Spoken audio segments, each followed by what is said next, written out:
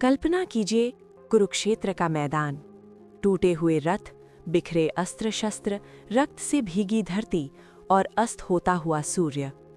उसी धूल और धुएं के बीच खड़े हैं कर्ण, थके हुए, घायल और भीतर से टूटे हुए। उनके रथ का पहिया पृथ्वी में धंस चुका है।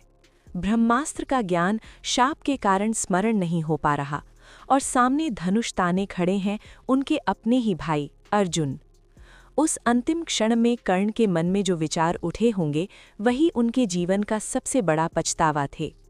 कल्पना कीजिए उस रहस्य का बोझ जब युद्ध से पहले उनकी माता कुंती ने आकर बताया था, तुम मेरे ज्येष्ठ पुत्र हो, पांडवों से भी बड़े।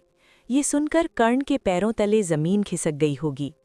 वो जिसे पूरी दुनिया सूत्रपुत्र कहकर अपमानित करती रही, वो जो हर सभा में तिरस्कार का पात्र बना, वो जन्म से ही राजपुत्र था। कर्ण का पहला और सबसे गहरा पछतावा यही रहा होगा कि उसने अपना पूरा जीवन उस सम्मान के लिए लड़ते हुए बिता दिया जो जन्म से ही उसका अधिकार था। यदि उसे ये सत्य पहले पता होता तो क्या वो अपने भाइयों के विरुद्ध खड़ा होता? क्या वो उस युद्ध का हिस्सा बनता जिसने पूरे वंश को नष्ट कर दिया? कल्पना कीजिए उस आंतरिक द्वंद्व की, एक ओर रक्त का रिश्ता, दूसरी ओर मित्रता और कृतज्ञता। जब पूरी सभा में कर्ण का अपमान हुआ तब केवल दुर्योधन ने उसे सम्मान दिया, उसे अंग का राजा बनाया, उसे वो पहचान दी जिसकी उसे भूख थी। कर्ण ने उसी दिन अपना जीवन दुर्योधन को समर्पित कर दिया। उसके लिए मित्रता ही धर्म बन गई। लेकिन क्या भीतर कहीं ये टीस नहीं उठती होगी कि वो जिस पक्ष में खड़ा है वो पूर्ण रूप से धर्म का पक्ष नहीं है? वो जानता था कि दुर्योधन का मार्ग अधर्म की ओर झुका हुआ है, फिर भी वो कृतज्ञता के बंधन में बंधा रहा। यही बंधन उसकी सबसे बड़ी मजबूरी और पछतावा बना।